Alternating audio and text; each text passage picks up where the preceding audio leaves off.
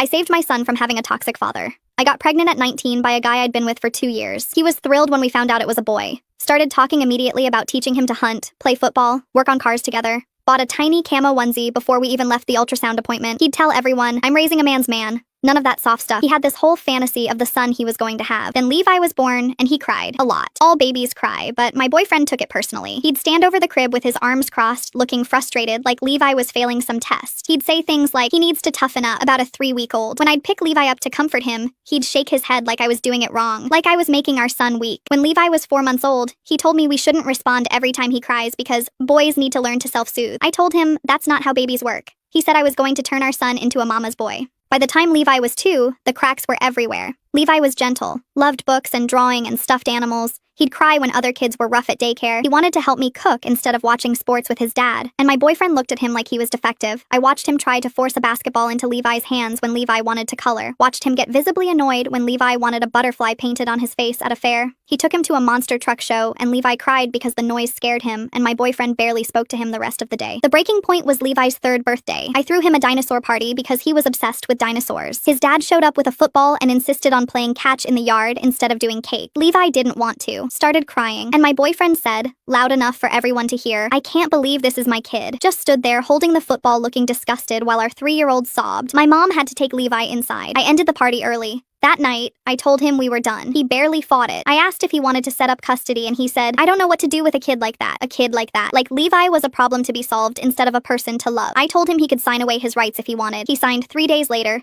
Didn't even ask to say goodbye to Levi. I never heard from him again. 10 years passed. Levi grew into the kindest, most creative, most emotionally intelligent kid I've ever known. He's in advanced art classes, writes poetry, volunteers at an animal shelter every weekend, cries during sad movies and isn't ashamed of it. Has 2 best friends who've been with him since kindergarten. Bakes with me every Sunday. Talks about his feelings like it's the most natural thing in the world. He's confident in exactly who he is, and I'm so proud of him I could burst. Last month, I ran into someone from my old neighborhood who follows my ex on social media. She mentioned he has 2 daughters now and posts about them constantly. So that night, I looked him up. His entire page was girl dad content. Pictures of him doing his daughter's hair with captions like, "Real men raise strong women," and "Being a girl dad changed me," and "My daughters taught me what love really means." Post after post about ballet recitals, tea parties, painting nails. There was one photo of him crying at his daughter's dance recital with the caption, "Didn't know I could love like this until I had my girls." I stared at that post for a long time, and then it hit me. If I hadn't let him go, Levi would have spent 13 years trying to be someone else, trying to like sports he hated, hide the things that made him happy, shove down every feeling to avoid that look of disappointment. He would have spent his whole childhood wondering what was wrong with him, why his own father couldn't love him, why being sensitive and kind and creative made him a failure in his dad's eyes.